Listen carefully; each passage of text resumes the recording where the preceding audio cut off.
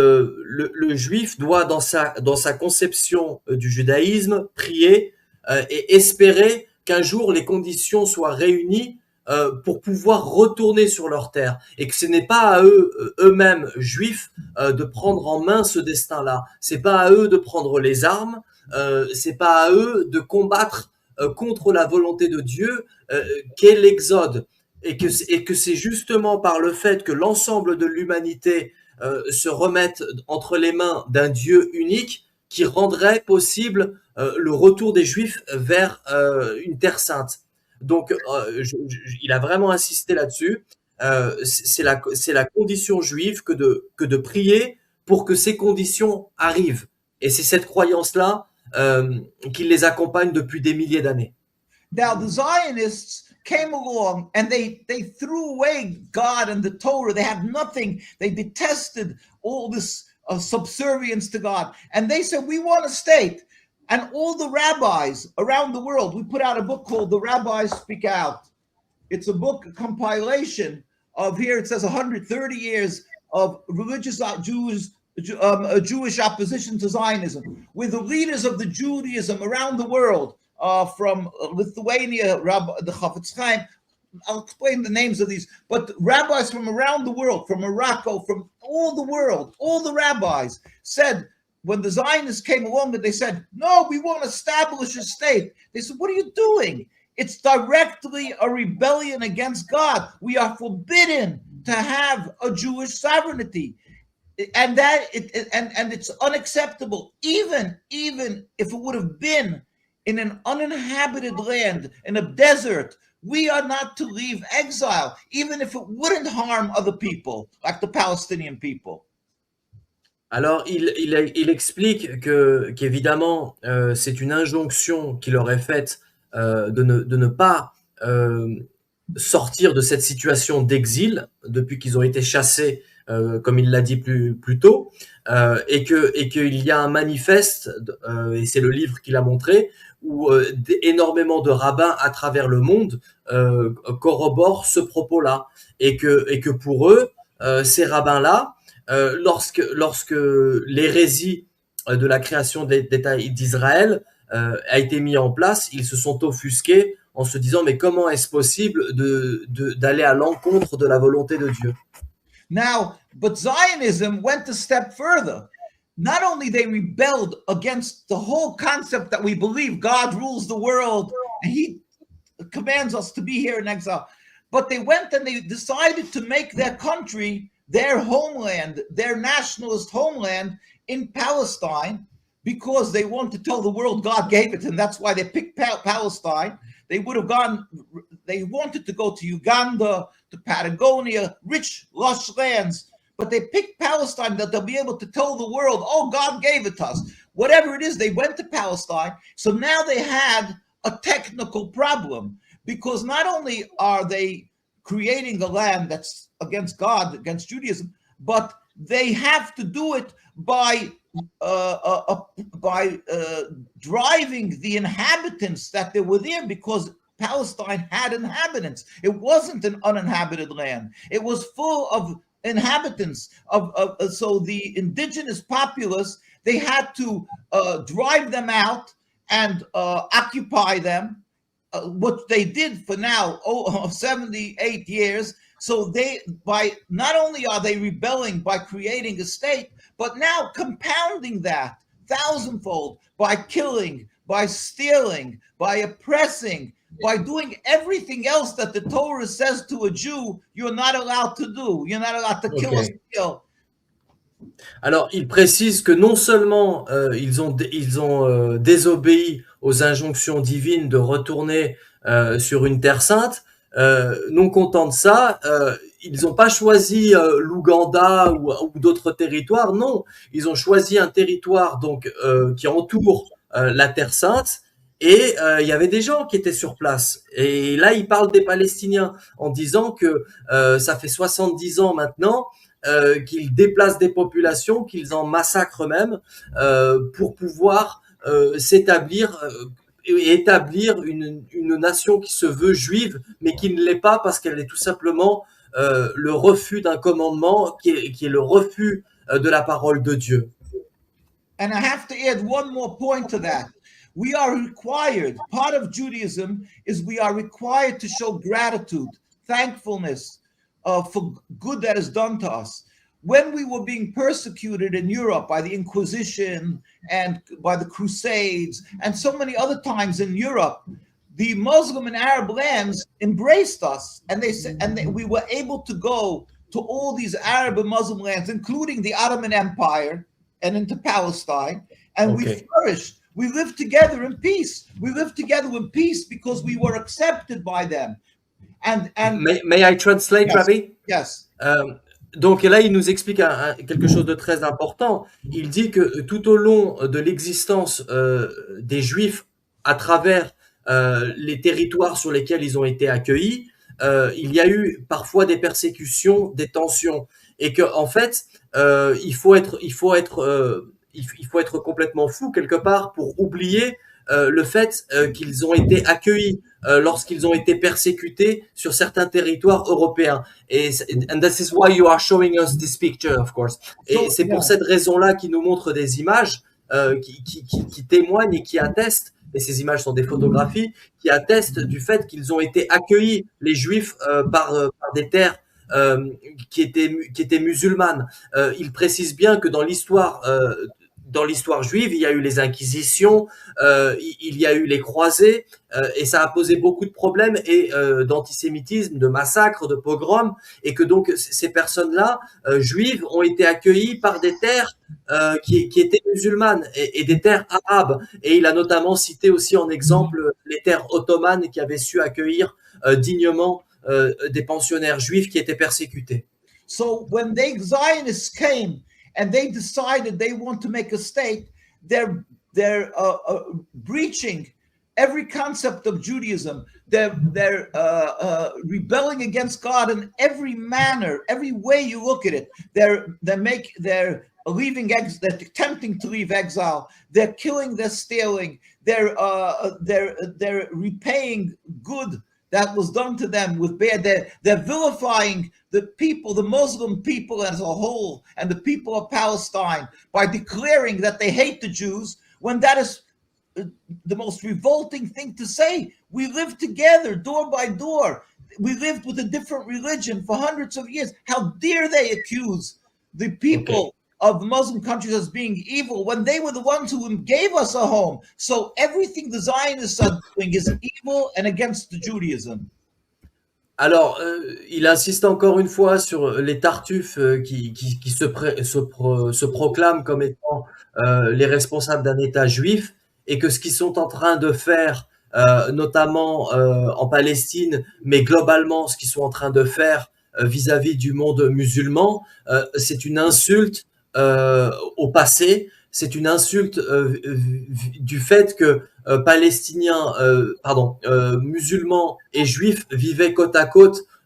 L'expression qu'il a utilisée, c'est doors next doors. C'est donc c'était du porte à porte, quoi. Donc selon lui, c'est oublier le passé et c'est oublier le bienfait qui a été fait au peuple juif lorsqu'il a été dans des conditions de souffrance, et c'est oublier la proximité qu'il existait entre ces pas ces nations, mais ces populations. Ces populations, merci. Quand tu finis, je dois te dire un truc après. Oui, je t'en prie. Et donc, ce sont vraiment des gens qui vont jusqu'au bout de l'immoralité dans leur démarche, en essayant de faire passer le monde musulman ou arabo-musulman comme étant le diable et comme étant des gens antisémites, alors qu'à la base, ce sont des gens qui les ont protégés et même qui étaient leurs voisins. And now the rabbis of Jerusalem, when they wanted to make the state, so here's the chief rabbi of the Jewish community. There was two. There was a Sephardic and Ashkenazic. This is the Ashkenazic is Rabbi Dushinsky. Met with in 1947, a year before the United Nations ratified the State of Israel, and he pleaded with them. And it's United Nations documents, Declaration before the United Nations, July 16, 1947. And he stated, "We furthermore wish to express our definite opposition to a Jewish state in any part of Palestine. He was the head of the Jewish community, of the rabbinate over there. So the rabbis, the leaders of the community said, we don't want, we're living here hundreds of years, we don't want what you call a Jewish state. It's not Jewish, but what you call a Jewish state, we don't want that. So now I'll tell you what the Zionists did in their rabbis. But this is what the rabbis around the world, all the leaders around the communities and the rabbis in Al-Quds, in Jerusalem, in occupied Palestine, they said, these guys are criminals. The Zionists are criminals. What are they doing? It's not a Jewish state. We don't want this. We don't want the Jewish state. Alors, il veut préciser, parce que c'était la question qui lui avait été posée un peu plus tôt, que les rabbins authentiques, les rabbins qui ont toujours été dans la tradition juive, et ceux précisément qui sont en terre sainte, du côté de Jérusalem, trouvent que c'est criminel ce qui a été fait et le sort réservé aux Palestiniens, parce qu'encore une fois, tout ça est fait au nom d'un État qui se dit juif mais qui ne l'est pas, et que d'après lui, les rabbins les plus traditionnels, les plus authentiques, et qui étaient les plus suivis jusqu'à une certaine époque, tenaient le propos qu'il est en train de tenir devant nous.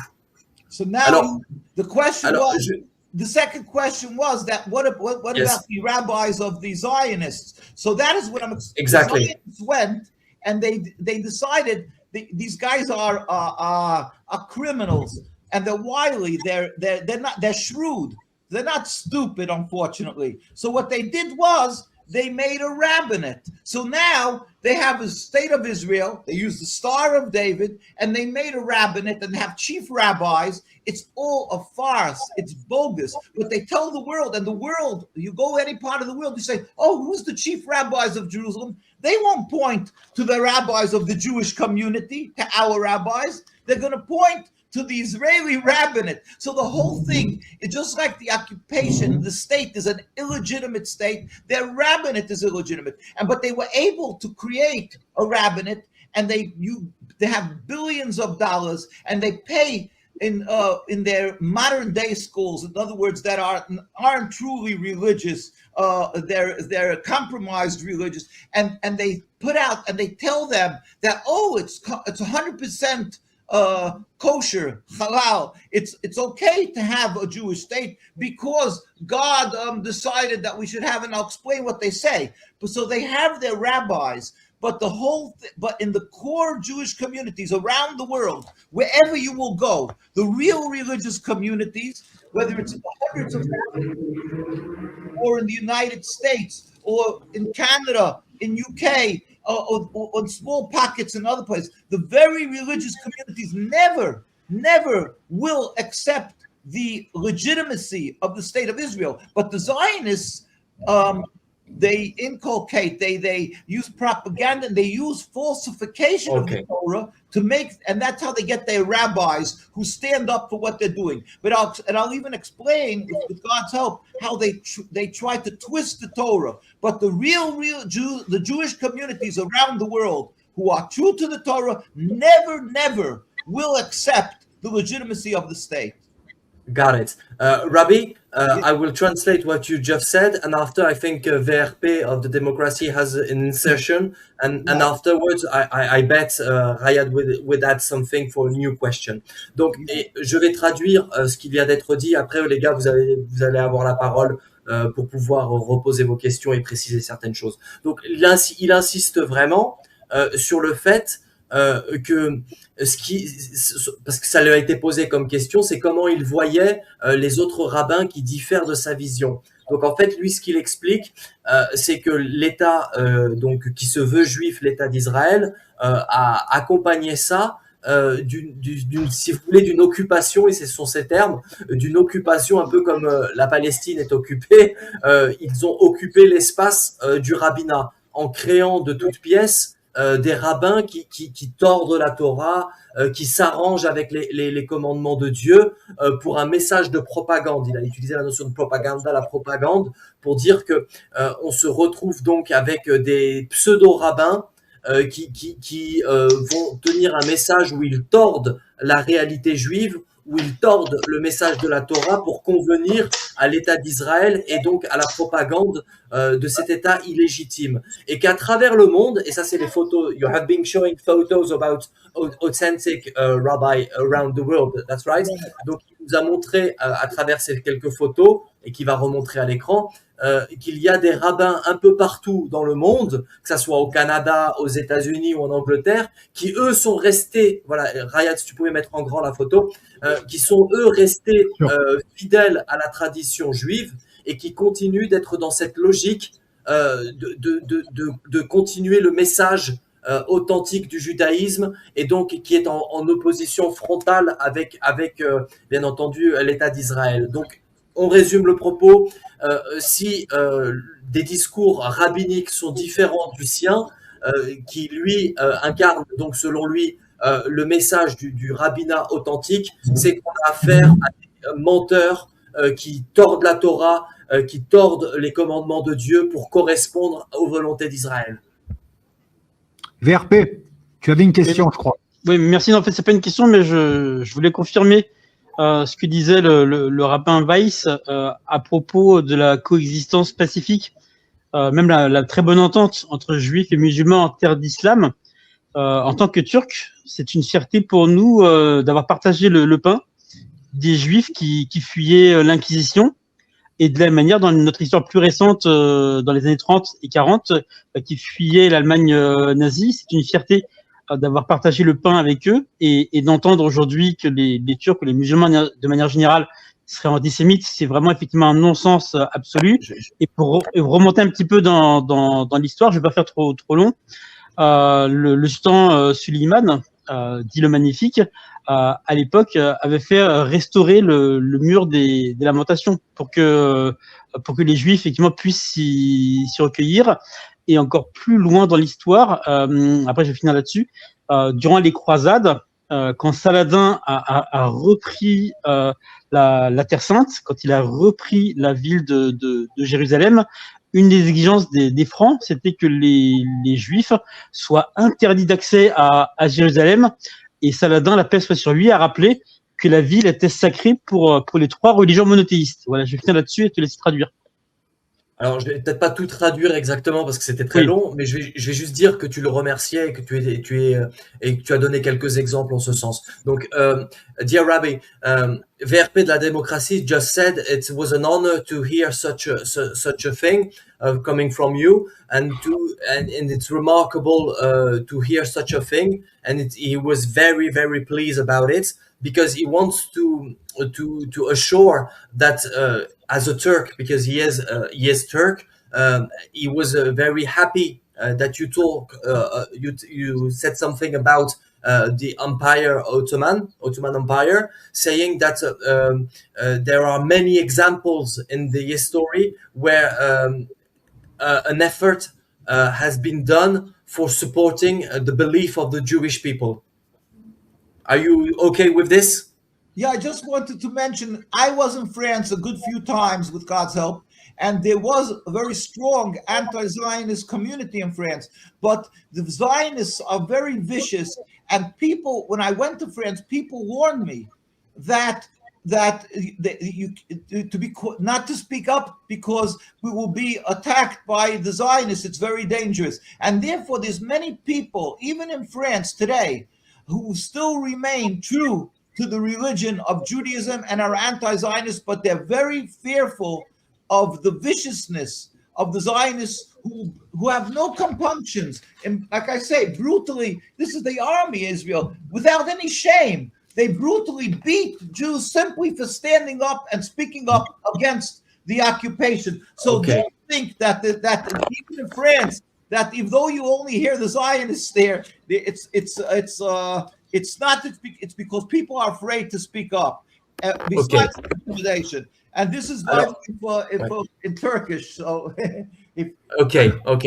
Donc, il est totalement d'accord avec toi et je vais pas donner tous les exemples que tu as donnés. Ça, de toute façon, ça pourra être mis en post-prod. Mais bien sûr qu'il est d'accord avec toi et là, il exhibe fièrement quelque chose qui fait référence, je n'ai pas pu lire, mais qui fait référence à l'engagement des Turcs par rapport au judaïsme authentique. Et il précisait que il n'a pas eu l'occasion plus que ça de venir en France, mais que la fois où ça a été rendu possible pour lui, on l'a mis en garde. Et il nous met aussi à ce titre en garde par rapport au côté vicieux des sionistes de France, qui donc bien sûr sont répressifs. Et ils le sont tellement qu'ils le sont même jusqu'en Terre Sainte. Et il exhibait à nouveau des photos dans lesquelles des Juifs sont tabassés, des Juifs authentiques selon lui sont tabassés par l'armée israélienne. Voilà. Rayad, c'est ton tour Ouais. pour reprendre le fil de conducteur. Si Merci. Tu veux. Merci. Alors, plusieurs choses.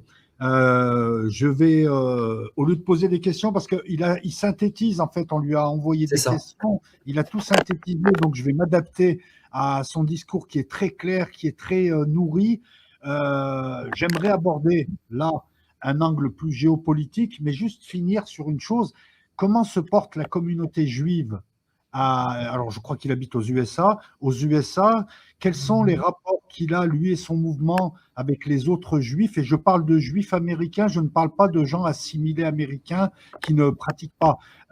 Quels sont ses rapports avec cette communauté qui m'a l'air beaucoup plus apaisée et qui a l'air d'avoir plus de recul sur ce qui se passe en Israël que malheureusement les juifs français qui sont derrière Netanyahou à beaucoup de pourcents. Okay. Voilà. Okay. So Mr. Aishu has a question for you. We know that you live in the USA, in the US. How are your relations with the Jewish Americans, which are, of course, into the religion? And how do you perceive their thinking about all this? How they manage to understand what's happening in the world? And don't you think, this is the question he has for you, don't you think there is a major difference between Jewish American versus, for example, the Jewish community in France? With the help of the Almighty, I could just say that, again, invariably around the world, the very religious community will be total opposition to this rebellion against God, basically the state of Israel and the Zionism. And you can't always see it as clearly because of the fear and intimidation of the Zionists. But when you go to where there's a larger Jewish community, for instance, I live in New York. So right across from Manhattan, there's called Williamsburg, Brooklyn. That's the largest concentration of religious Jews outside of most probably Jerusalem. And you will see there's not one, there's the thousands and thousands who are living there. There's not one Israeli flag, not one single Israeli flag. If you will go to Stanford Hills in London, again, the very religious communities, you won't even see an Israeli flag. Now, I live in New York, so we live thank God, our communities are insulated. So we have our stores, we have communities from synagogue to, so it's not a problem because we insulated, we're safe. But that said, around other places, there are communities that we're afraid to go to because of the Zionist viciousness. So we thank God don't have a problem because we have these we have these very religious communities. But it is a problem amongst the Zionist communities. It's very problematic. And I have to explain that, as I said before, there is many Jews outside these communities who just don't up. But and also you have to understand that a lot of the children, they are being inculcated, brainwashed. They're being told that the Palestinians and the Arabs, they use fear mongering, that they want to kill the Jews. They want to kill the Jews, and you're very unsafe. It's disgusting because our history shows that just the opposite. But that's the way they use brainwashing to make people afraid. And they also twist the Torah saying that, oh, God allows us to leave exile now because we suffered so much, on and on. So they have a lot of power, the Zionists, but ultimately it's all false. and it's starting to, thank God, I mean, since the last 3 years, it's starting to become revealed to a lot in the non-very religious communities that they are bogus and that the whole issues are simply fraud. And especially about just to little add something and about France, what do you think about it? Oh, in France, like I say, we found that I personally, we went on a demonstration. I was openly attacked by a Zionist. They came over, they hit us, they pulled out things, and even once the police, it was in front of the eyes, the police did arrest one guy, and then they let him out, but it's no difference. But people over there are much more afraid because I don't think they have this enough of a concentrated religious Jewish community to be able to stand up. So the very religious are much more rare and not isolated, maybe. Isolated, they're silent, they're afraid to speak up, and the Zionists have unfortunately more power over there. But that said, France used to be a beautiful, very strong community. They still have plenty, dispersed around who are very strong. But maybe afraid to talk. But maybe they are. They told me. Okay. Let me translate this. Let me translate this. I just want to say they cry with the Palestinians. They tell us they are frustrated, how it hurts them that people think that they don't feel the suffering of the Palestinians. That people think they want the occupation. They come to me constantly hurting and frustrated. Okay. I will go for this long traduction.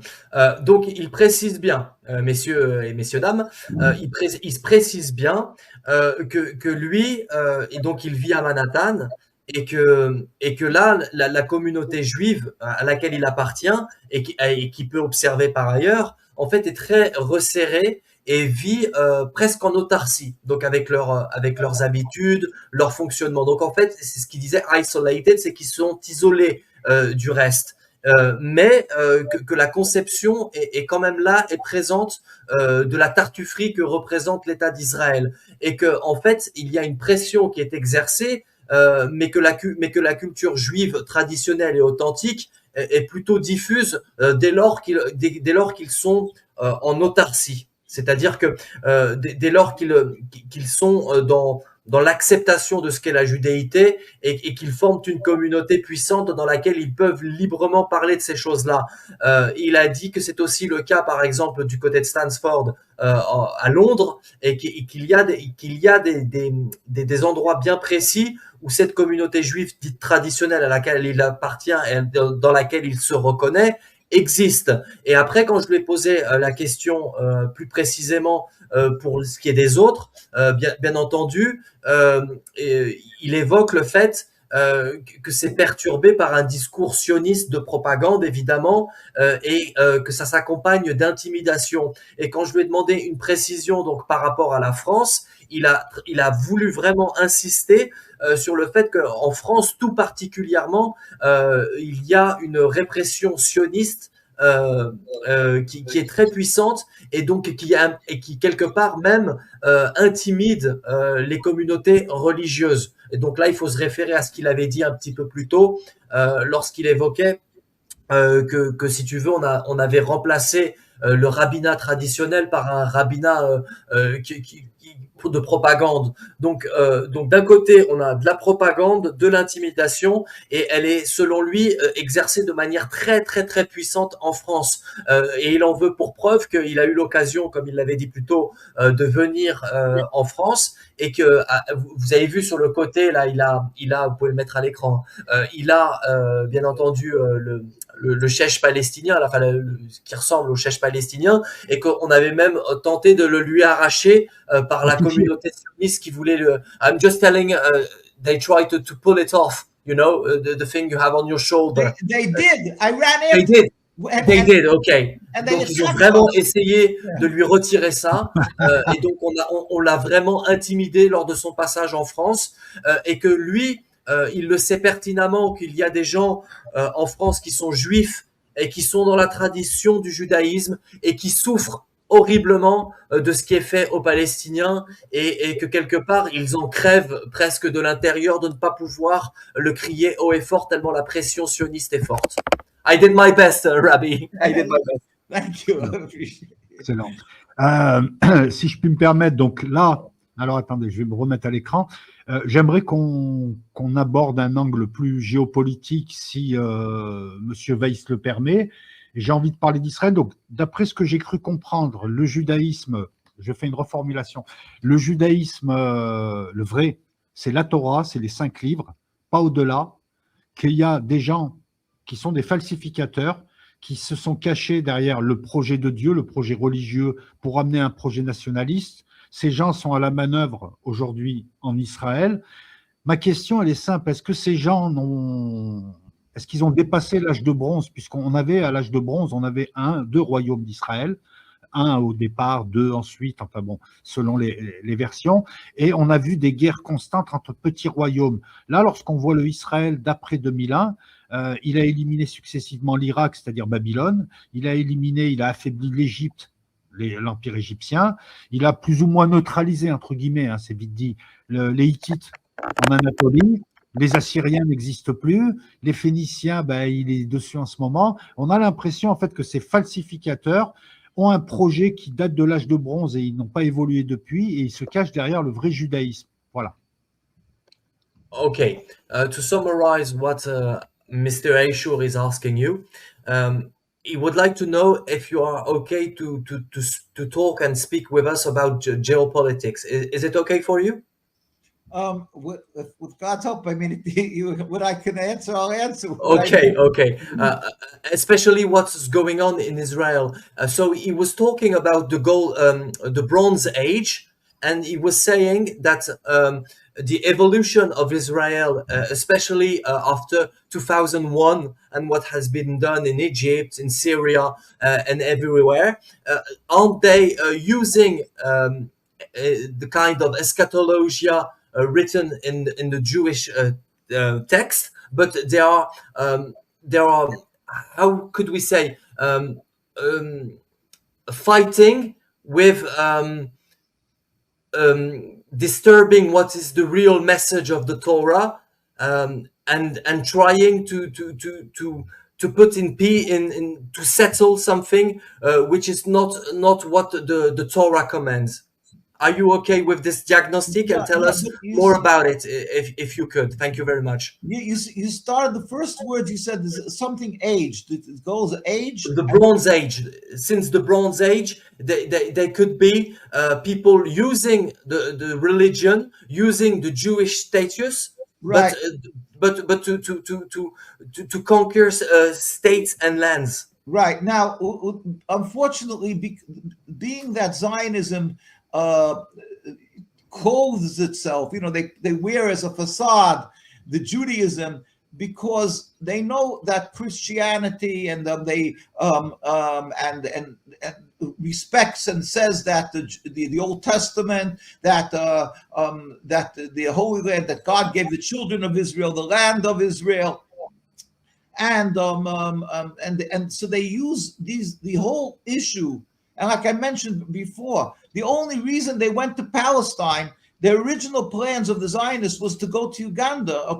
Was more practical, or Patagonia next to Brazil and Argentina, because they wanted lush land to be able to they should be able to be successcal in agricultural and so forth, because that was before our technology. Exactly. Okay. So, but and then they had the meetings in 1890 in Basel, Switzerland, and they picked Palestine because they understood that to make a country you need massive support. So they'll go to Palestine and they'll tell people, oh, that God gave it to us and we have a right. They knew a lot of these people weren't ignorant in the Jewish laws and stuff, but they didn't care because they didn't have God morals. They threw away God. So they decided Palestine, and they knew they'll tell the Christians, oh, you have to support us, and they'd be able to accuse the ones who oppose them as being anti-Semitic. So they use the Torah constantly, but it is absolutely not our history. Judaism, as I said, we are always taught that we teach our children. We are not to disrespect. We have to, on the contrary, pray for the well-being of every country we reside. So the Torah does not permit us to take over lands, does not permit us to fight against nations, certainly not to make a state. So all these words that they use of the Torah and claim that it's God or the Torah that's So for you to be clear, it's a fake purpose. Of course it's phony. And Okay. like I said, all the rabbis spoke about this, and they're unfortunately sullying, they're making dirty, they're besmirching the whole Torah, when the Torah is distinctly, since the destruction of the temple, we do not attempt to take over lands. We do not attempt to fight or be harmful to the countries we reside. All their attachment to the Torah is evil and it's false. They are the bane. They are a cancer to Judaism. They are a tumor to Judaism, and they have absolutely no right to use the words of the Torah, and it has no credibility what they're using the words of the Torah, and I can show you distinctly each one what they're doing and how it's false. So it's hard, yeah. Okay. Okay, thank you for this huge precision. Donc là, ce qui est important, c'est que bien sûr, Rayad, il va dans ton sens en disant que on a affaire à des falsificateurs qui utilisent, qui instrumentalisent les textes sacrés à leur guise, à leur convenance, et que justement, selon lui, et il avait rappelé ça, il avait évoqué ça tout à l'heure un peu plus tôt dans l'interview, que de base, le sionisme avait la possibilité peut-être d'aller s'installer en Ouganda ou même du côté de l'Argentine, mais ce n'a pas été fait parce qu'en fait, il fallait légitimer leur action d'une manière divine par rapport au texte. Et donc, le fait d'aller en Palestine, c'était plus, entre guillemets, crédible pour vendre cette acquisition territoriale. Et que à la base, vu que le début du sionisme s'est fait dans une époque où on était sur plutôt de l'agriculture ou sur comment dire, des créations de richesses qui n'avaient rien à voir avec la modernité que l'on connaît actuellement, et donc c'est pour ça que au final, ça semblait pour eux être plus judicieux de s'implanter donc dans un endroit dans lequel on pourrait justifier cette implantation par une dialectique pseudo-religieuse, entendant bien évidemment le texte et la Torah comme il le dit si bien, et que en fait toute expansion, selon lui, d'un territoire juif est quelque chose qui est absurde. Et pourquoi? Parce qu'on revient à ce qu'il avait dit précédemment, à savoir que c'est un peuple qui doit être en diaspora et qui doit prier Dieu et qui doit retourner sur une terre sainte que si les conditions de l'humanité globalement rendent cela possible. Donc en fait, le fait qu'ils s'étendent en Syrie, en Égypte, qu'ils aient recours à la force militaire et qu'ils donc sont dans une logique d'expansion et de prise de territoire au nom d'un judaïsme, pour lui c'est quelque chose de totalement erroné et qui est condamné par tous les rabbins et tous les croyants juifs authentiques, sincères, qui sont dans une démarche religieuse, encore une fois, pieuse et authentique. Voilà. Justement, j'aimerais avoir une précision, encore je reste sur ce point. Donc on est d'accord que même si on reprend le grand Israël biblique, le grand Israël d'aujourd'hui revendiqué par ces falsificateurs n'est pas le même, il est beaucoup plus étendu, parce que est-ce qu'à un moment donné, la Torah, et je pose la question, est-ce qu'elle parle d'un grand Israël qui va du Nil à l'Euphrate, ou est-ce que c'est l'invention des sionistes qui se sont cachés derrière le judaïsme?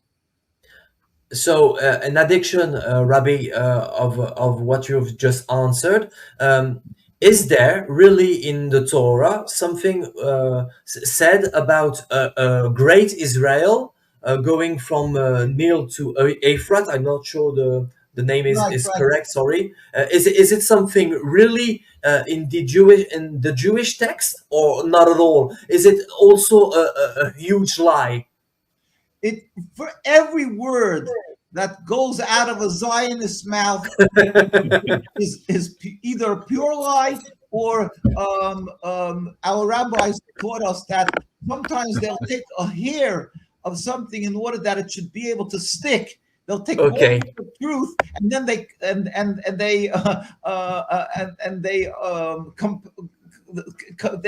expand on that, and that's how they think. There's a way Okay. that a lie should stick. Is you take one word of truth. So Are you telling us that they also could distort the reality of the text and say it's okay to eat pork? Everything they do. Listen, they there's like an example people give. It says in the 10 Commandments, do not kill, do not steal. Exactly. Do not. All you have to do is cover the do not, and you say it says in the Bible, kill, steal, right? Take it out of context, twist a little bit, tweak it a little bit, and you can do what you want. Salt and pepper. Salt and pepper. Yeah. By the way, I just was opening in that book, Traditional Torah Opposition to Zionism, and I remembered we have a letter from the chief rabbi of Paris in 1825. In 1825. Okay.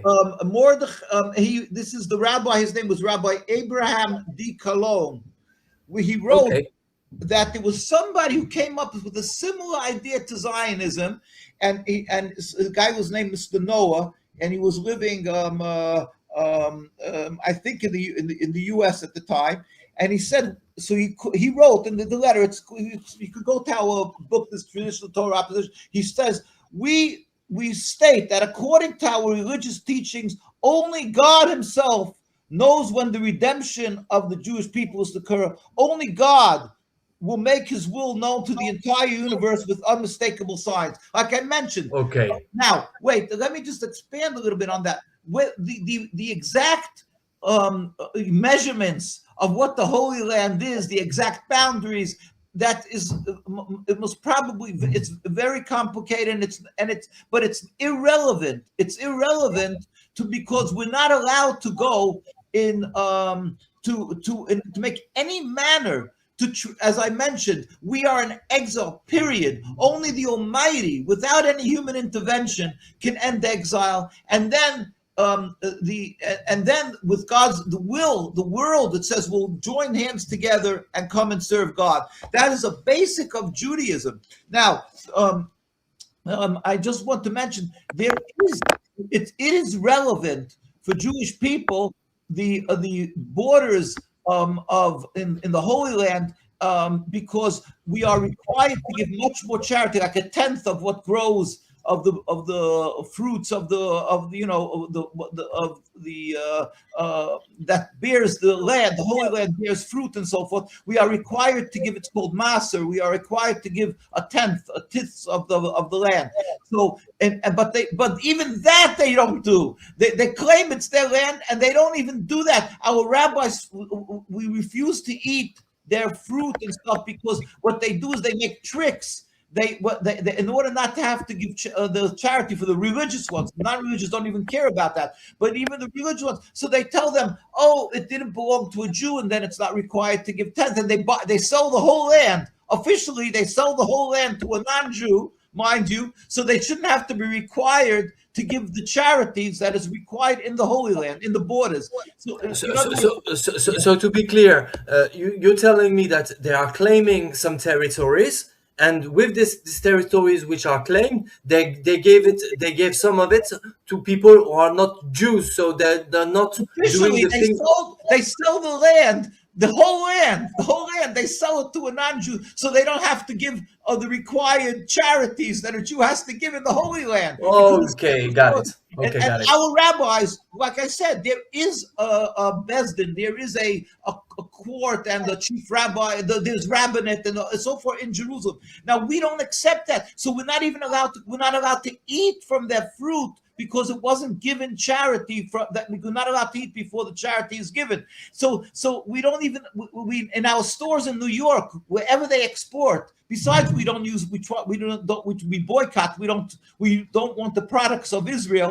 But even many other Jews who maybe won't do the boycott, but they know that the stores have to tell them that it is from Israel if they get any products, and they're very strict not to take products from Israel because they don't. We believe that charity is false because they don't give the charities required. But I'm just saying the borders are really irrelevant. Besides that, the borders are irrelevant, and it's only to do when the Almighty one day will, create peace on the world. But I'm just saying how, Okay, this one's a big one. Donc là, je vais essayer de résumer un petit peu le propos, parce que la question initiale, c'était de dire est-ce que le grand Israël existe, est-ce qu'on retrouve trace de ça dans la Torah. Alors lui, il confirme qu'effectivement, dans la Torah, il est évoqué la terre sacrée, mais il y a presque un côté allégorique sur la notion de ce territoire. Et que quelque part, les frontières ne sont pas aussi claires qu'on voudrait bien nous le faire croire. Et donc, en fait, on est toujours et encore dans cette logique de tordre la réalité, selon lui, des textes. Et c'est là où on a eu un petit échange amusant, où je lui ai dit, mais en fait, est-ce que vous pourriez être d'accord sur l'idée que avec la Torah, il pourrait même arriver à faire croire aux gens qu'on devrait manger du porc. Et il a rigolé là-dessus. C'est-à-dire qu'en fait, si vous voulez, c'est comme beaucoup de falsificateurs religieux qui prennent un texte en substance pour lui faire dire ce qui les arrange. Et que même s'il est évoqué un territoire juif ou un territoire qui devrait être la terre des Juifs, il est quand même précisé que les conditions pour lesquelles les Juifs pourraient revenir en Terre Sainte seraient ce moment décidé par Dieu lui-même, et que c'est pas aux êtres humains entre guillemets de mettre ça en application. Et à ce titre-là, les Juifs sont des êtres humains, donc ce n'est pas aux Juifs d'être dans une logique de créer ce retour en Terre Sainte, et encore moins d'être dans une logique de conquête, de territorialité et d'expansion. Donc il insiste vraiment sur le côté impur, je dirais, de ce territoire, parce que il l'a dit très clairement, et il a insisté là-dessus, que ce sont des confiscations de terres, et que ces terres confisquées, ces terres qu'ils se sont accaparées, ils ne respectent même pas la logique de redistribution qui est importante dans le judaïsme. Et quand il parle de redistribution, il parle d'un travail et d'un devoir de charité qui doit être fait vis-à-vis des Juifs eux-mêmes. Donc en fait, il concluait le propos en disant qu'on confisque des terres, on est dans l'expansion, et que même lui, en tant que juif pratiquant à Manhattan, quand il va dans un magasin de sa communauté, ils font eux attention à ce que les produits ne viennent pas d'Israël eux-mêmes, parce que ce qui est produit sur cette terre-là ne respecte pas cette logique de solidarité et de don vis-à-vis des Juifs qui pourraient y vivre. Donc, en fait, il dénonce de A à Z la tartufferie autour de cela. Et là, maintenant, VRP de la démocratie, je lis le commentaire dans le chat privé. Est-ce que tu pourrais peut-être préciser ce que tu voulais dire par là pour que je lui en parle ? Oui, quand il a dit que c'était un mensonge intégral, en fait, je l'avais écrit à ce moment-là. D'accord. C'est-à-dire que, en gros, les propos qu'il peut tenir pourraient être vus comme étant antisémites, c'est ça ? C'est ça, c'est ça.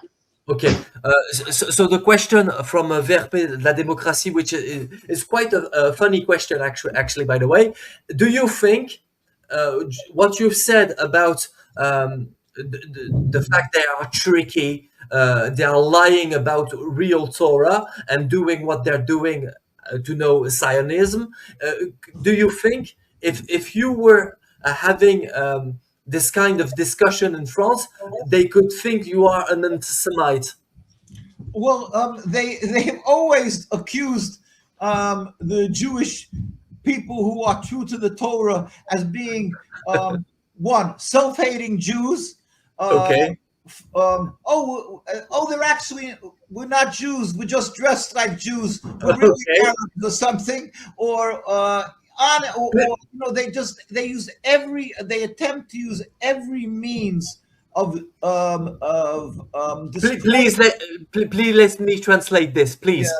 Donc là, il te répond clairement VRP de la démocratie, que lorsque il tient des propos comme il peut tenir et que ces propos-là sont tenus par d'autres que lui, évidemment, au sein de sa communauté, et il faut toujours avoir dans un coin de sa tête que sa communauté, ce sont les juifs traditionnels et authentiques. Lorsque eux tiennent ces propos-là, dans un premier temps, on essaie de décrédibiliser en disant que ce sont des juifs qui se détestent, donc des self-hated Jews, donc des juifs qui ne s'aiment pas, comme le concept de juifs refoulés, tu vois, de juifs antisémites refoulés, et aussi qu'ils seraient des gens qui ne sont pas juifs et qui seraient déguisés, qui mettraient des faux chapeaux et des fausses barbes. I've done my job, dear Rabbi. Yeah, I could tell you that, thank God, I mean, in the last few years, thousands and tens of thousands and maybe more of Jewish students are at the head of demonstrations and opposing what the Zionists are doing in Gaza, much more than the years before. Because even the ones who are from not religious or not so religious, they're becoming aware that they've been fooled, they've been duped by the Zionists. Okay. They're demonstrating, and professors, full of Jewish professors, and they're being thrown out of the universities, and the professors are losing their tenure, and they're called anti-Semitic. It is the most ludicrous and an insult to common sense. It's an insult, this whole attack of anti-Semitism, and yet, unfortunately, it's the governments are accepting these claims of the Zionists. Just before translating this, can I add something else Yes. in the question? For people who are just, when I say just Jews, not practicants or not real religious, their mind are changing about this question or not at all? 100%. 100%. Okay. We used to be demonstrating for years. I'm demonstrating since I'm a child. Our communities, the anti-Zionists, everybody ignores us, the news, but we do it. But now, even the ones that are like I say, students at universities and so forth, and a lot of them they are the last 3 years, because it's so everybody has a smartphones and they see daily what's happening, so they can't countenance it, they can't accept it. They know they're being fooled by the Zionists. Okay, it's more difficult for them to lie and keep lying. That's right. Yes. Ok. Donc là, il nous dit clairement que en fait, lui, ça fait des années et des années qu'il arpente le pavé à matraquer le message qu'on est en train d'entendre, et que les Juifs authentiques, les gens qui sont proches de la Torah, et qui ont même ne serait-ce qu'une petite culture religieuse, sont au courant de ce qu'il dit et sont d'accord avec lui. Sauf qu'il y a, comme il l'avait dit tout à l'heure, une espèce de persécution des sionistes vis-à-vis de son discours, mais qu'à l'heure actuelle, son message est en train de se propager à une vitesse grand V, parce que tout simplement, il y a les smartphones, les gens peuvent filmer, et que maintenant, même quelqu'un, et c'est là la précision que je lui ai demandé d'apporter, que même quelqu'un maintenant qui est à peu près religieux ou qui ne serait que juif de culture, se rend compte qu'on lui a menti et qu'on l'a berné sur ce qui est réellement le fait d'être juif, et qu'on l'a aussi berné avec cet épouvantard de la notion d'antisémitisme, et que la manière qu'il a de voir les choses, et que cette chose-là est en train de comment dirais-je, de se propager ces 3 dernières années à une vitesse qui est inimaginable. Rayad, si tu veux reprendre le relais. Avec plaisir. J'aimerais passer au 3e thème, et encore une fois, je fais 2-3 phrases, mais tu vas synthétiser, ça va être très simple. Ça marche. Juste une chose avant, demande-lui s'il peut parler librement de Donald Trump, ou si parce que ça va être le thème, ou si Donald Trump, ça peut être gênant parce qu'il vit aux USA et on ne sait pas que voilà. Okay, so Rabbi, just before asking you something, because he wants to be sure that's not a problem for you, are you able or not, clearly, answer yes or no. Are you able to talk about Donald Trump, or is it impossible, knowing you are living in the US? Well, yeah, that's a very good question. Let me just state that as a Jew, as I said to you earlier, we have a command that as we are required to be Exactly. loyal citizens in every country we reside, and even though we demonstrate all our years in front of the White House and so forth, but our approach is always we will plead with them. In other words, when we speak about Israel, we speak about them worse than a snake. We refer to them the evils. But when we speak to our representatives in the government, we approach them and we plead with them and we ask dignified in a manner of with respect and humbleness. That's how we approach. So, like I said, we go to the United Nations and we speak. We go to here the pictures in front of the White House or Congress. We're here in front of Congress or in front of the White House. When we speak to the representatives, it's how we state, Bibi Netanyahu in the state of Israel doesn't represent world Jews. Israel has no right to rule of any part of the whole. So our approach is always with respect, and we will never, speak to them in a disrespectful manner. That's our requirement. Okay. So I will tell this, and we will see if the question could be answered in a respectful way from you. Ok.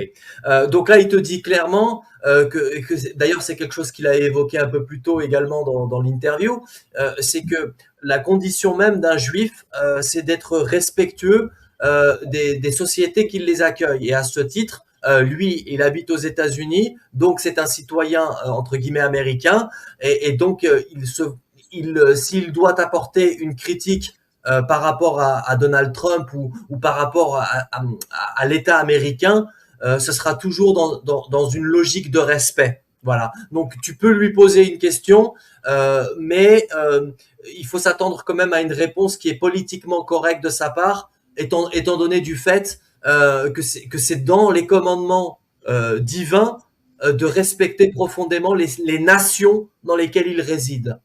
Ouais, ce qu'il a dit, c'est dans le respect de son devoir de loyauté. C'est ça qu'il a dit. C'est ça, exactement. D'accord, mais en fait, ça me va parfaitement. Alors, en fait, j'ai deux questions.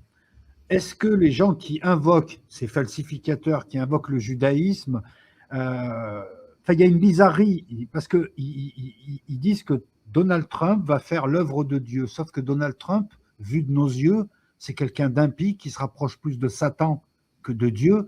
Donc c'est quand même curieux que ces gens, et notamment beaucoup de raves qui suivent ces gens et qui suivent ces falsificateurs, invoquent cette personnalité qui est quand même scabreuse. Je veux dire, est-ce que lui est d'accord pour penser que Dieu utilise un bâton merdeux, enfin je vais le dire comme ça moi, pour faire l'œuvre de bien?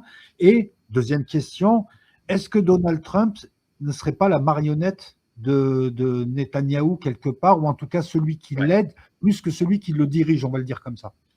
Alors Raya, tu me fais confiance, j'avais préparé cette question-là, vu qu'on avait échangé, et je vais essayer de la faire la plus lisse et politiquement correcte. Donc, dear Rabbi, yes. What do you think about Donald Trump and his kind of manners, which are, let's say, particular? Do you think he is working for the interest of a kind of Israel lobby? And in addition to this, isn't it a bit risky also for the Jews around the world? And do you think Donald Trump could be the hand of God, or is he more part of the falsification of Historia? With the help of the Almighty. Yes.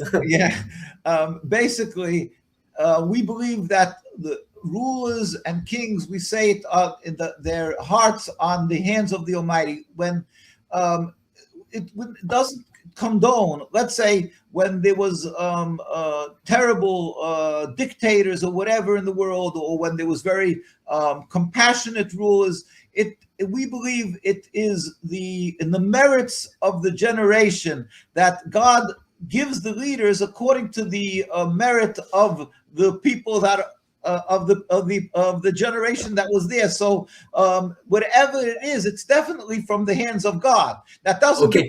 Could we stop here to translate, and after we could keep going on? Yeah. May I? Yeah, sir. Donc là, c'est un point très important parce que je l'ai coupé pour qu'il puisse bien détailler.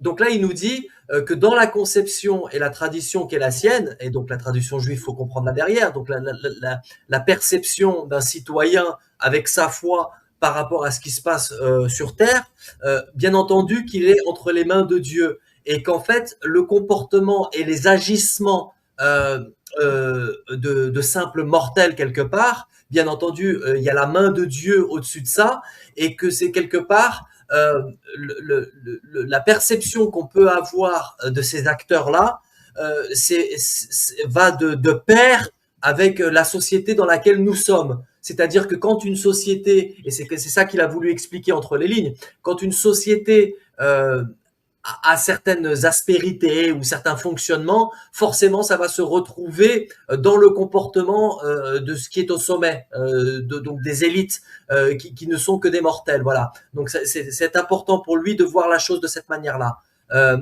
Keep going on, please, dear Rabbi. In our high holiday prayers, one of the most considered like an essential prayer, the prayers that everybody. I don't know how to describe this prayer. It is basically that people make note of this prayer in the high holidays. It is special tunes that we sing to it, where we put in a prayer that God should put in the hearts of the kings and rulers, that they should strive for peace in the world, and not to strive for war. It's one of the main prayers on the high holidays. Et là, il insiste vraiment que, en fait, par l'action de la prière, et honnêtement, je pense que dans sa conception de voir la prière, il voyait aussi forcément des prières qui ne sont pas forcément que juives. Hein. Donc, quand l'humanité est dans une logique de prière, on espère que les gens qui sont à la tête des structures, donc il a dit les kings et les rois, etc., eux seraient dans une logique de faire le bien. Donc il faut comprendre et lire entre les lignes, et je pense qu'il ne faut peut-être pas forcer un petit peu la question là-dessus. Il faut comprendre que ce qui est en train de se passer, c'est parce que les prières seraient peut-être absentes. Vous voyez ce que je veux dire ? C'est un message fin qu'il essaye de distiller à travers ce propos-là, il me semble. Vous voyez ? Oui, ça va dans le sens de ce qu'il avait dit au début, le manque de piété, l'absence de piété. C'est ça, la transcendance, etc. Et Rabbi, et là je me permets de poser une petite question en adjonction, Rayad, si tu le veux bien, parce que c'était prévu dans le fil conducteur. C'est quel est l'impact que ça a sur les Juifs du monde entier, quoi. So we would like to know. Do you think the American system is in the hands of an Israeli lobby? Yeah, well, there's no question. AIPAC, which is American Israeli Political Alliance Committee, it's one of the most strongest lobbying forces that were, till recently, the most strong lobby, and all the presidents, all the senators and congressmen, almost all the politicians would gather together at least once a year. AIPAC will make a big conference, and we went there many times. We go stand outside the conference, and we have signs, and we plead with the ones who go to the conference of this AIPAC that they should not be influenced by this lobbying force. Now, but the fact is that they have a very powerful lobbying force, that they intimidate, that they that the people from the Democrats or the Republicans, it doesn't matter. Almost the majorities would come and they would show their loyalty to the Zionist state. And if not, they're accused of being anti-Semitic. Okay. So this is now I think I heard that possibly in the last year because of the open genocide and so forth, that they are who are standing up. But this is a basic fact. So people are intimidated. The leadership is intimidated by the Zionist lobby. Ok. Alors, pour lui, il n'y a aucune contestation possible sur le fait que les gouvernements, que le gouvernement américain, que ce soit des démocrates ou des républicains, que ce soit des sénateurs, sont sous influence, pour ne pas dire sous contrôle, de l'AIPAC, et que en fait toute la politique américaine est sous pression constante, et forcément ça fait les intérêts d'un lobby israélien et non d'un lobby juif. Attention, parce que lui il est vraiment dans la conception, vous l'aurez compris depuis le début de l'interview, sur le fait de distinguer bien entendu le judaïsme authentique et ceux qui sont des falsificateurs du judaïsme et de la Torah. Donc il explique très clairement que l'AIPAC chapeaute donc les prises de décision américaines, et que forcément ça fait le jeu d'Israël et par le biais d'un travail de lobbying. And just to end this part, is it possible to know what do you think it has for consequences for the Jews around the world? Well, with God's help, I mean, like we keep on stating, a very strong point that Zionism and the state of Israel accuses anybody who goes against them as being anti-Semitic.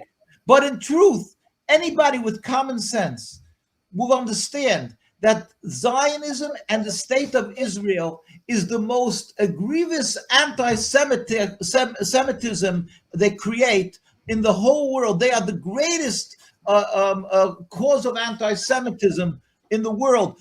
It's unquestionable. They have driven a rift between Jews and Muslims.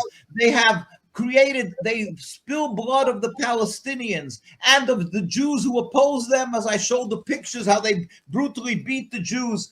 And even the ones who support them die because of a stupid nationalist endeavor. So they are the worst anti-Semites in the world. When they write anti-Semitism, they should give the first example should be Zionism and the state of Israel. They are the worst enemies and the real anti-Semites of creating anti-Semitism around the world, unquestionably. And it defies logic when they scream you're anti-Semitic if you oppose their occupation. It's an insult to simple, plain, common sense. They are the anti-Semites. So of course Jews around the world are suffering wherever they go because of their occupation, because of the Zionist state of Israel.